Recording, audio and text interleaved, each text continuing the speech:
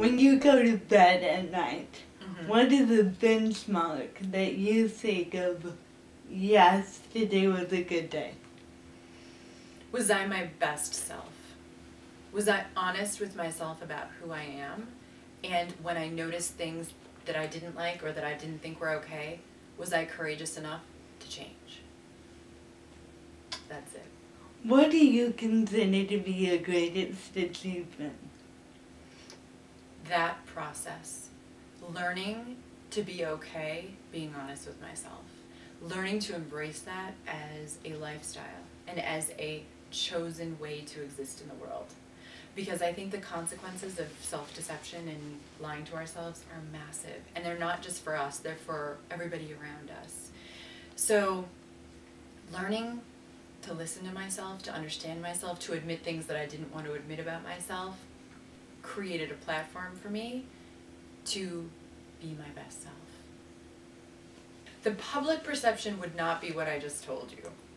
The public perception probably is some version of my academic achievement, which is what I think the general public in Western cultures probably values.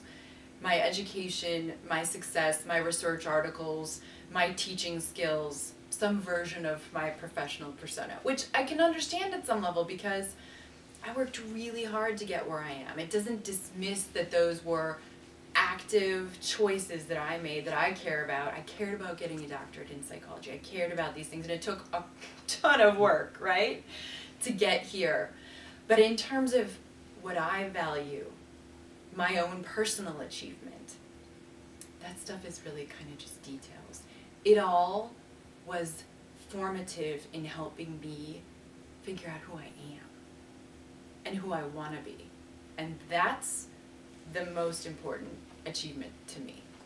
What do you think is the most deprecating thing about not being honest with yourself? Oh my gosh, there's so many negative consequences. I think, to begin with, there's a very good chance that at some point in life you're going to look back with a great deal of regret, because you will see that you didn't make the most of who you are. And I think regret is a very painful thing to live with because you can't change your choices in the past. Another major cost of self-deception is that you will pass your emotional baggage on to the people that you love the most.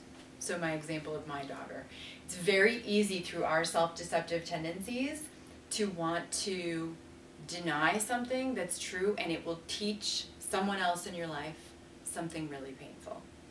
So I'll give you a common example of this, even in, let's say, romantic relationships. We're great at this in romantic relationships, of course. So let's say we're having a day where we're feeling uncomfortable. We're having a bad day, and our first desire is we're talking on the phone with somebody we're dating. We say, do you love me? Do you miss me? Now, is there any answer that that person can give you that's going to make you feel better? No?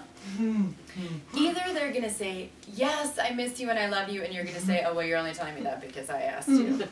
Or they're going to say, no, I don't miss you and love you. Either way, this is not going well for you.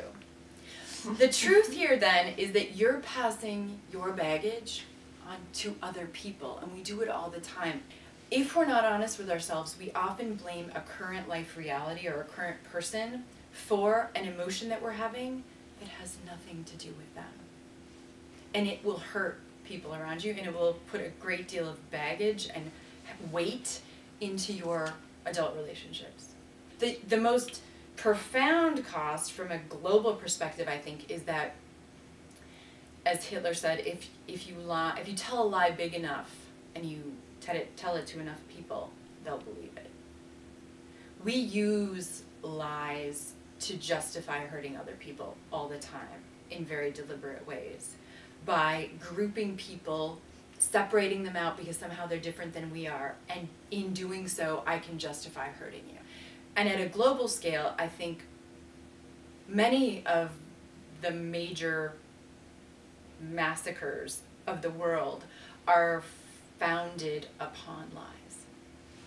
I think that it is very reasonable for us to feel pain in response to some life circumstances. I don't inherently think pain is bad. I actually think pain is information.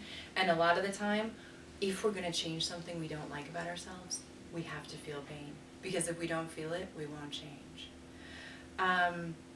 So pain, I don't think is bad. Having a bad day is kind of like a version of pain or a version of negativity, right? Is there scientific evidence for that? I don't know. I think when confronted with certain life realities, there is a degree of pain that is sensical. And then you're confronted with a choice. Now what? Let's say something sucks about your life. Okay.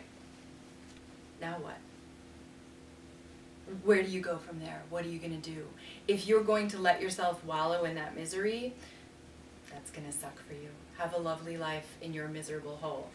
Or you can look at this tough life reality and say, this is tough, this is painful, I'm going to be honest about that, and this is what I'm going to do as I move forward, because I'm not willing to let myself wallow in my own misery.